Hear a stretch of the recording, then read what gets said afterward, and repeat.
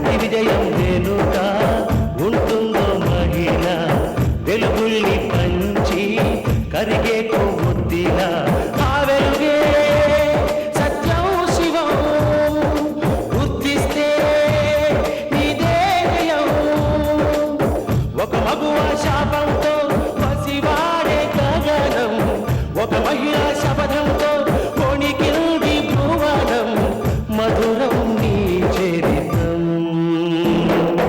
ఓ మగువా జయీ భవ ఓ మహిళా విజయీ భవ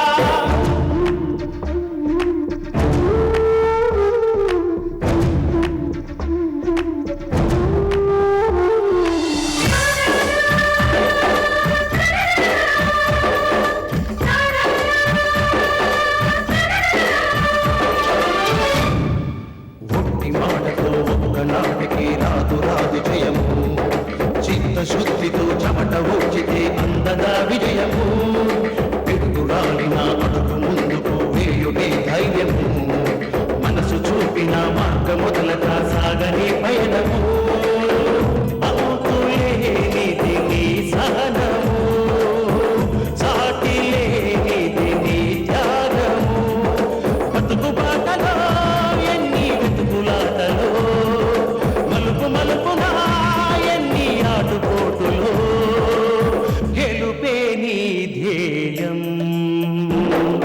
సాహసమే నీ ఆయుధం సాధించే నీ ఆశయం సాహసమే నీ ఆయుధం సాధించే నీ ఆశయం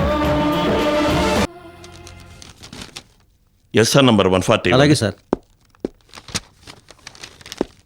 ఇదిగోండి సార్.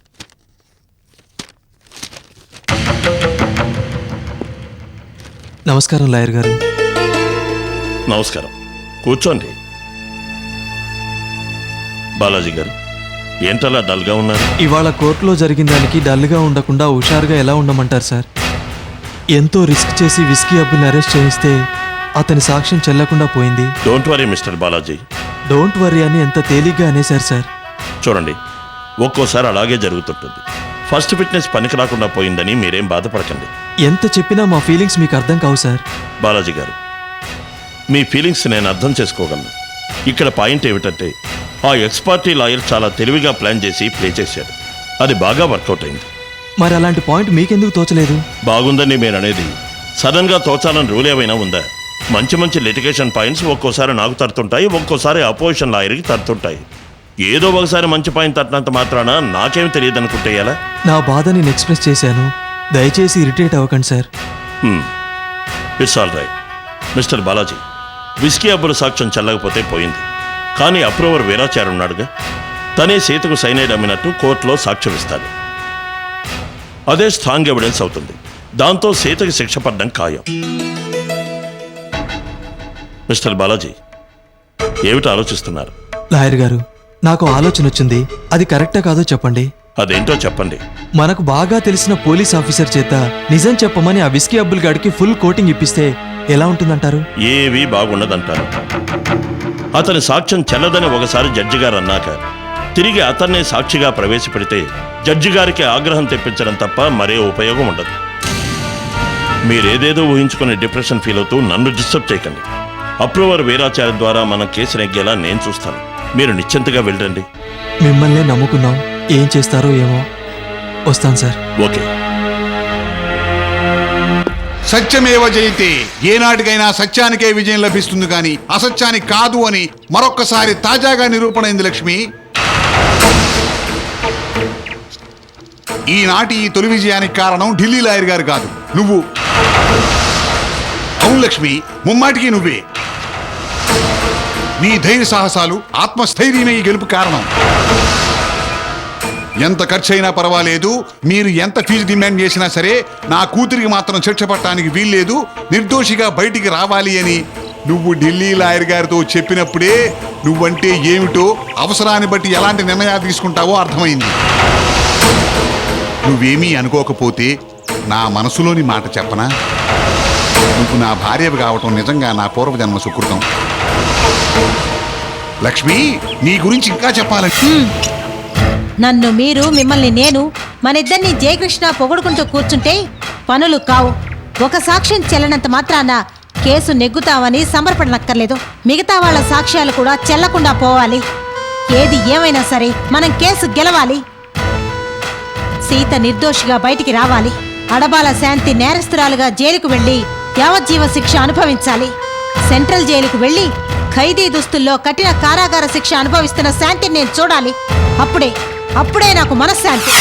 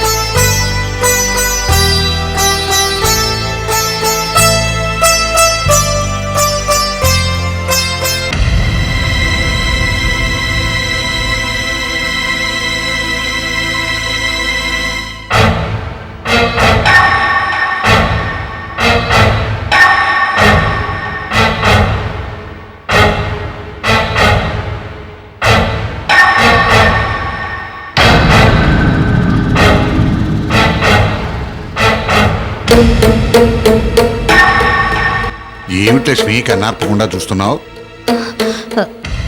ఏం లేదు. ఓహో, మీ అన్నయ్య ఫోటో చూస్తున్నావా?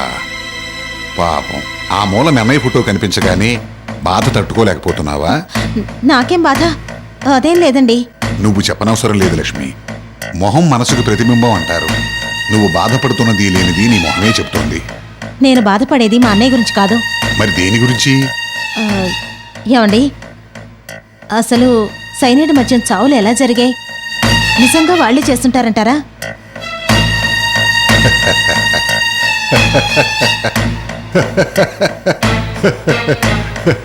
అలా నవ్వుతున్నారేమిటండి? నువ్వు అడిగిన దానికి నీ అమాయకత్వానికి. లేకపోతే ఏమిటి లక్ష్మి, కేసు ఇంత దూరం వచ్చిన తర్వాత కూడా వాళ్లే చేసుంటారా అని అడుగుతావేమిటి? అసలు నీకు ఈ సందేహం ఎందుకు వచ్చింది? మన సీతను అరెస్ట్ చేయించినందుకు వాళ్ళ మీద ఎక్కడలేని కోపం వచ్చింది. ఆ ఆవేశంలో నేను మంచి చెడు నా వాళ్ళనే విచక్షణ జ్ఞానం లేకుండా నా ఇష్టం వచ్చినట్టు ప్రవర్తించాను. నా ప్రవర్తన గురించి తలుచుకుంటే నాకే బాధగా సిగ్గుగా ఉంది. ఆవేశం నిజాన్ని గ్రహించనివ్వదు అంటారు. నా విషయంలోనూ అదే జరిగింది. అసలు జరిగిందేమిటో వివరంగా చెప్పండి.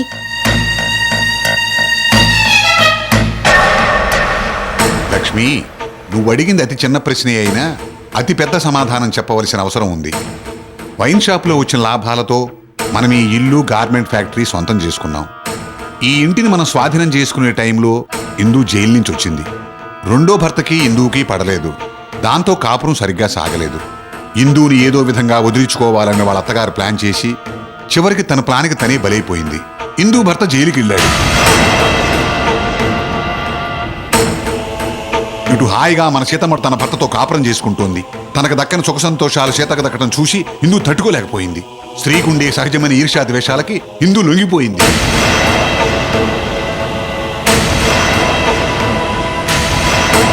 ఆ పిల్లనే నాల్సిన పని లేదు. శాంతి కూడా అలాంటిదే. శాంతికి మీ అన్నయ్యకి పెళ్లి చేసింది ఎవరు? నువ్వు కాదు. ఆ విశ్వాసం, కృతజ్ఞత ఉన్నాయా ఆవిడికి? ఉపకారం చేసిన నీకే ఎదురు తిరిగి అపకారం తలపెట్టింది. ఆ తల్లి కూతురేగా ఇందు. అందుకే ఇందు కూడా సీతకు హాని తలపెట్టింది. తను విధవో తెలియదు, పుణ్యశ్రీయో తెలియదు, కనీసం సంతానం కూడా లేదు. దాంతో ఇందులో సహజమైన శారీరం చోటు చేసుకుంది. ఎదుటివాళ్ళు సుఖంగా ఉంటే చూసి వారలేని తనం అలవాటు చేసుకుంది.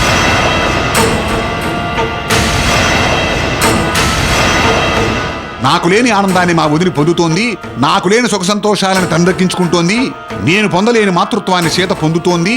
ఏదో విధంగా సీతని కష్టాలు పాలు చేయాలని ఇందు అనుకుంది. అప్పటి నుంచి సీతని దెబ్బతీయాలని చాలా ప్లాన్లు వేసింది. వైన్ షాప్ హ్యాండ్ ఓవర్ చేసుకోమని ముందుగా వినోద్ బాలాజీని రెచ్చగొట్టింది.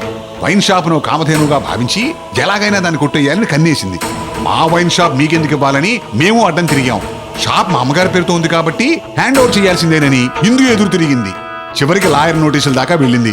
అనవసరంగా వాళ్ళతో గొడవ ఎందుకని షాప్ వాడు హ్యాండ్ ఓవర్ చేయడానికి ఒప్పుకున్నాం. అంతే కదలుడు? నేను చెప్పింది నిజమే కదా? అంతేకాదు లక్ష్మి, ఇందు ఇక్కడికి వచ్చి సీతతో ఛాలెంజ్ చేసింది. ఏ బ్రాందీ షాప్ వాళ్ళైతే మీరు కోర్టు సంపాదించారో అదే బ్రాందీ షాప్ నేను హ్యాండ్ ఓవర్ చేసుకుని నిన్ను జైలుకి పంపించబోతే నా పేరు ఇందునే కాదంది. అంతేకాదు, అల్లుని నన్ను జైలుకి పంపిస్తానని ప్రతిజ్ఞ కూడా చేసింది. లక్ష్మి, మన అదృష్టం ఏమిటంటే మనం ఆ షాప్ వాడికి హ్యాండ్ ఓవర్ చేసిన తర్వాతే ఆ చావులు జరిగాయి. నిజంగా అది మన లక్కే అనుకోవాలి. ఆ రోజు కాకుండా మర్నాడో మూడో రోజు షాప్ హ్యాండ్ ఓవర్ చేసినట్టయితే మనం ఇరుక్కునే వాళ్ళం. అసలు బ్రాందీలో సైనైడ్ కలిపి జనాన్ని చంపాలనుకునే ప్లాను వాళ్ళు ముందే వేసుకున్నారు. కానీ మనం ఆ రోజే షాప్ హ్యాండ్ ఓవర్ చేస్తున్నట్టు ముందుగా వాళ్ళకి చెప్పలేదు. అప్పటికప్పుడు చెప్పాం. ఒకవేళ ముందుగానే చెప్పుంటే వాళ్ళు మరోలా ప్లాన్ చేసుకునేవాళ్ళు. ఆ రోజు ఉదయం నేను షాప్ ఓపెన్ చేసిన గంటకే వినోద్ బాలాజీ షాప్కి వచ్చి షాప్ హ్యాండ్ ఓవర్ చేయమంటూ నానాగోలా చేశారు. నిజంగా వాళ్ళు షాప్ కావాలనుకునే వాళ్ళే అయితే ఇక్కడికి వచ్చి నాతోనో అమ్మాయితోనో లేకపోతే అల్లుడితోనో లేకపోతే మా ముగ్గురునో కూర్చోబెట్టి మాట్లాడచ్చు కదా. అది పద్ధతి పెద్ద మనిషి తరహా. అబ్బే, అదేం లేకుండా స్ట్రీట్ రౌడీలాగా షాప్ మీదకి వచ్చి రొమ్మిర్చుకుని నానా అల్లరి చేసి నా పరువు తీశారు. మొత్తానికి ఏదైతేనే ఒక పథకం ప్రకారంగా బ్రాందీ షాప్ హ్యాండ్ ఓవర్ చేసుకున్నారు. మనల్ని దెబ్బతీయటానికి బ్రాందీలో సైనైడ్ కలిపి జనాన్ని చంపారు. మన సీతను అరెస్ట్ చేయించి ఇందు తన కడుపు మంటను తీర్చుకుంది. నాకు తెలియక అడుగుతాను, చేసిందంతా ఎందుకే అంటున్నారు? అలా చేయటం వల్ల ఎందుకేంటి లాభం? అదండి మన అల్లుడు గారి తెలివి అలా తగలబడింది. రామాయణం అంతా విని రాముడికి సీత ఏమవుతుందని అడుగుతావేమయ్యా? ఇందుకు లాభం ఏంటో నీకు తెలీదా? పోనీ ఇందాక నేను చెప్పింది వినలేదా? ఏదో డబ్బాషించి ఇందు ఇదంతా చేయలేదు. తనకు దక్కని సుఖం సీత కూడా దక్కకూడదని ఇందు ఇలా ప్రవర్తించింది. ఏ మీ అమ్మ మీ అత్తయ్యని కష్టపెట్టలేదా? అలాగే ఇందు కూడా ప్రవర్తించింది. నిద్ర వస్తే వెళ్ళి పడుకో, అంతేగాని యక్ష ప్రశ్నలు వేయదు. వెళ్ళు. లక్ష్మి, నువ్వు అడిగిన దానికి సమాధానం ఇది. ఈ విషయంలో నువ్వేం బాధపడక్కర్లేదు, బెంగపెట్టుకోక్కర్లేదు. జరిగిన దానికంతటికీ కారణం ఇందు. కానీ ఇదంతా చేయించింది మాత్రం శాంతేనని నా నమ్మకం.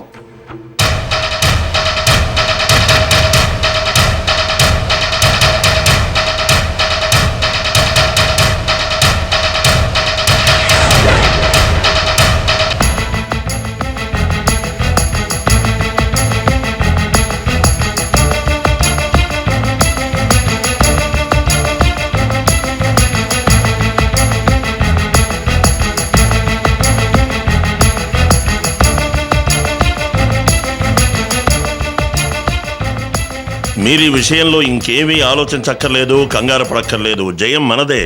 లాయర్ గారు, మీరు చెప్పేది బానే ఉంది, కానీ రేపు 2వ వాయిదా. ఈ కేసు మనం తప్పకుండా నెగ్గుతామంటారా? అదేంటి మేడం, నేను ఇంతగా చెప్పినా కూడా మీకు ఇంకా డౌట్గా ఉందా? మొదటి వాయిదా అనుభవంతో మా అందరి పరిస్థితి అదే లాయర్ గారు. వద్దు, మీరెవ్వరూ అలాంటి ఫీలింగ్స్ మనసులో పెట్టుకోకండి. పేషెంట్ ధైర్యంగా ఉంటేనే డాక్టర్ చికిత్స బాగా చేయగలడు.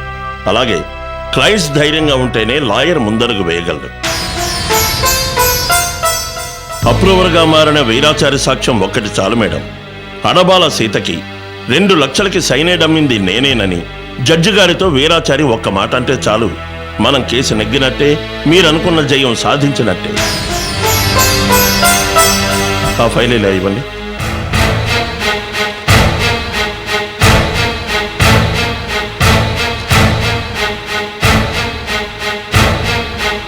పాపం వీరాచారి అప్రూవర్గా మారి సీతకు సైనైడ్ అమ్మింది తనేనంటూ సాక్ష్యం ఇచ్చినంత మాత్రాన ఏమవుతుందట? ఒక్క వీరాచారే కాదు, అతని భార్య కాంతం కూడా సాక్ష్యం చెప్పినా సరే మనల్నేం చేయలేదు. మేడం, సీత ఒకవేళ నిజంగా నేరం చేసినా కూడా బయటకు తీసుకొచ్చే పూచి నాది. లాయర్ గారు, విస్కీ అబ్బుల్ సాక్ష్యం చెల్లకుండా పోయింది. అలా అని చెప్పి వీరాచారి సాక్ష్యం కూడా చెల్లకుండా పోతుందా? ఒకవేళ జడ్జి గారు వీరాచారి సాక్ష్యాన్ని ఆమోదిస్తే? చూడండి, అనవసర సందేహాలంటే ఇవే. ఈ కేసు గురించి మీరేం పట్టించుకోకండి, నాకు వదిలేయండి. మాకుండే సందేహాలు మాకున్నాయి లాయర్ గారు, అందుకే అడగాల్సి వచ్చింది. లక్ష్మి, లాయర్ గారు అంత భరోసా ఇస్తుంటే మనకింకా భయం దేనికి? అబ్బా అది కాదు. మంచి వాళ్ళకంతా మంచే జరుగుతుంది. సెలవు తీసుకుందామా?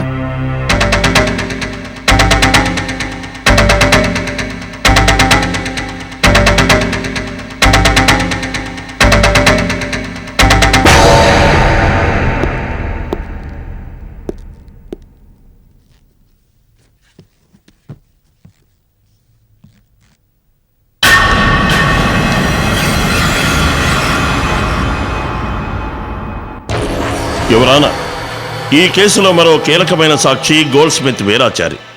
సీతకి సైనైడ్ అమ్మిన వీరాచారి అప్రూవర్గా మారి పోలీసులకు లొంగిపోయాడు.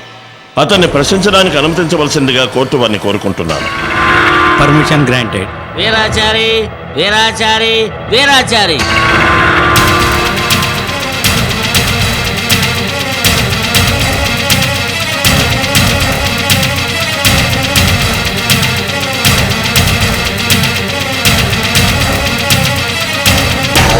దేవుని మీద ప్రమాణం చేసి దేవుని మీద ప్రమాణం చేసి అంతా నిజమే చెప్తాను, అంతా నిజమే చెప్తాను, అబద్ధం చెప్పను. అబద్ధం చెప్పను. మిస్టర్ వీరాచారి, మీ దగ్గర సైనైడ్ ఉంటుందా? ఉంటుంది సార్. ఎందుకుంటుంది? అతి విలువైన నగలకు మెరుగు పెట్టడానికి సైనైడ్ ద్రావకం వాడుతుంటాం. దానికి లైసెన్స్ ఉందా? ఉంది సార్. ఎక్కడుంది? ఎస్ఐ గారి దగ్గర ఉంది సార్. మిస్టర్ వీరాచారి, సైనైడ్ చాలా ప్రమాదకరమైందని మీకు తెలుసా? తెలుసు సార్. ఆ సైనైడ్ ని ఇతరులకు ఏదైనా అవసరం నిమిత్తం ఇచ్చే అధికారం మీకుందా? లేదు సార్. సైనైడ్ ఎవరికి ఇవ్వకూడదని మీరే అంటున్నారు. అలాంటప్పుడు సీతకు సైనైడ్ ఎందుకు ఇచ్చారు? చెప్పండి, సీతకి సైనైడ్ ఎందుకు ఇచ్చారు? 2 లక్షలు తీసుకుని సీతకి సైనైడ్ ఇచ్చినట్టు పోలీసుల దగ్గర మీరు ఒప్పుకున్నారా లేదా? ఒప్పుకున్నారా లేదా? ఒప్పుకున్నాను సార్. సీతకి సైనైడ్ ఎప్పుడు ఇచ్చారు? ఎప్పుడు అంటే జిల్ జిల్ జిల్ వైన్స్ లో జరిగిన సంఘటనకి ముందు ఎప్పుడు ఇచ్చారు అని అడుగుతున్నాను. ఆ సంఘటన బుధవారం జరిగిందండి. అంతకు ముందు రోజు అంటే మంగళవారం నాడు సీతగారు వచ్చి సైనైడ్ అడిగారండి. అడిగిన వెంటనే మీరు ఇచ్చారా? సైనైడ్ స్టాకు లేకపోవటం వల్ల ఆ రోజు ఇవ్వటానికి కుదరలేదండి. అందుకని మర్నాడు ఇస్తానని చెప్పాను. సైనైడ్ అమ్మడం నేరమని తెలిసి కూడా ఎందుకు ఒప్పుకున్నారు? అసలు నేను ఏమన్నానండి, సీతగారే బలంతో పెట్టి 2 లక్షలు ఆశ చూపారండి. అందుకని మీరు ఇవ్వడానికి ఒప్పుకున్నారన్నమాట. సరే, మంగళవారం ఇవ్వలేదు. బుధవారం ఎన్ని గంటలకు సీతకి సైనైడ్ ఇచ్చారు? బుధవారం నాడు మిట్ట మధ్యాహ్నం 12 గంటలకి సీతగారు నా దగ్గరికి వచ్చారండి. సైనైడ్ రెడీగా ఉందా అని అడిగారు. నేను ఉందన్నాను. ముందు రోజు ఇచ్చిన 1,00,000 పోను మిగతా 1,00,000 ఇచ్చి సైనైడ్ తీసుకున్నారండి. నా దగ్గర సైనైడ్ తీసుకున్న సీతగారు ఇలా వెళ్ళి అలా తిరిగి వచ్చారండి. ఆవిడ తీసుకున్న సైనైడ్ బాటిల్ తిరిగి నాకు ఇచ్చేశారండి. నేను ఇక్కడి నుంచి ముఖ్యమైన పని మీద వెళ్తున్నాను, అక్కడికి ఇది తీసుకెళ్ళటం బాగుండదు, తిరిగి వచ్చేటప్పుడు తీసుకుంటానని చెప్పి కంగారుగా వెళ్ళిపోయారండి. మీ దగ్గర సైనైడ్ తీసుకుని తిరిగి ఆవిడ ఎంతసేపట్లో మీకు అందజేశారు? ఎంతోనా, 1 క్షణం తేడాలో అందజేశారండి. అలాగా, సరే. తిరిగి సీత మీ దగ్గరకు వచ్చి ఆ సైనైడ్ ఎప్పుడు తీసుకున్నారు? అదే రోజు సాయంత్రం వచ్చి తీసుకెళ్లారండి. ఎన్ని గంటలకి? 5:30 యువరానా, ప్రధాన సాక్షి ఈ వీరాచారి చెప్పిన దాన్ని బట్టి చూస్తుంటే ముద్దాయి అడబాల సీత ఈ వీరాచారి దగ్గర నుంచి 2 లక్షలకి సైనైడ్ కొనుగోలు చేసింది.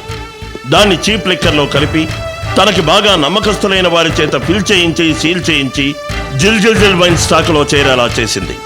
తద్వారా 16 మంది అమాయకుల ప్రాణాల్ని పొట్టన పెట్టుకుంది. కేవలం నా క్లయింట్ శ్రీమతి అడబాల శాంతాదేవి మీద కక్ష తీర్చుకోవడానికి అడబాల సీత ఈ దారుణానికి ఒరిగట్టింది.